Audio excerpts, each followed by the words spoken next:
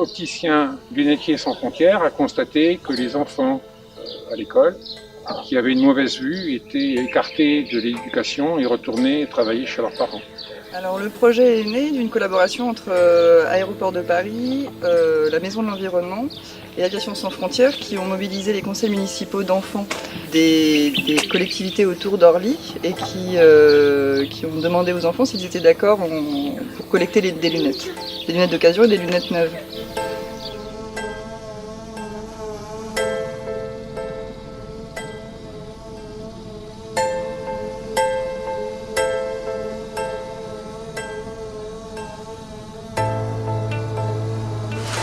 C'est formidable.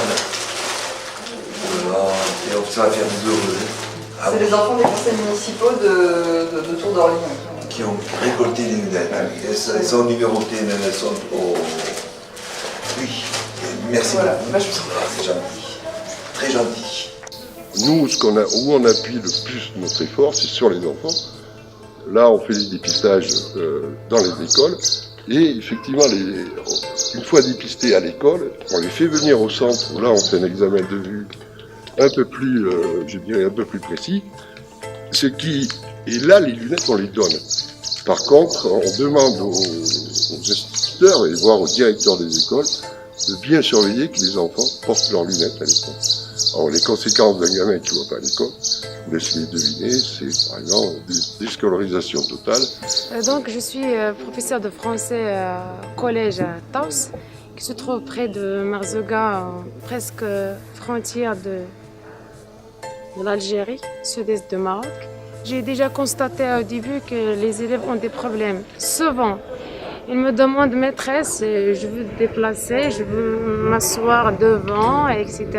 Et le problème qui s'impose, c'est surtout chez les filles, c'est leur famille qui disent voilà, si ma fille porte des lunettes, les autres, toujours c'est le regard des autres qui s'impose. Il y a quelqu'un qui vu ma fille porte des lunettes, il va dire voilà, il est aveugle, il ne voit rien, etc. La vue, ça coûte cher et on ne peut pas l'acheter ni le vendre.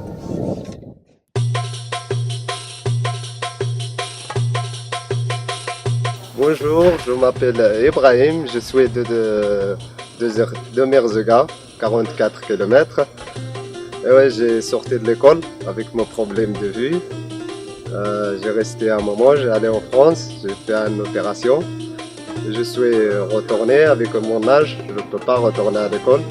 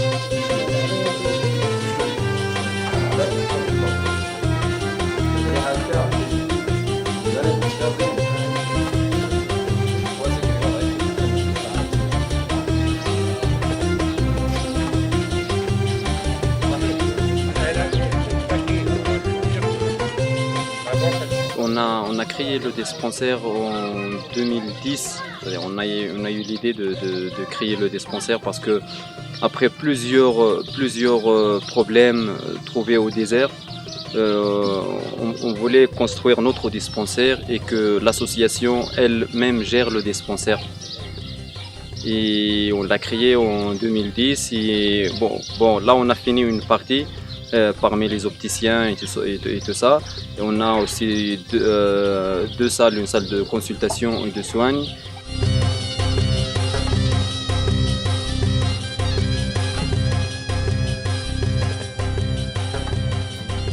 Ce qui m'a plu dans ce projet, c'est qu'on pouvait faire plaisir aux autres en leur offrant des lunettes et même les aider à poursuivre des études ou à les aider dans leur quotidien.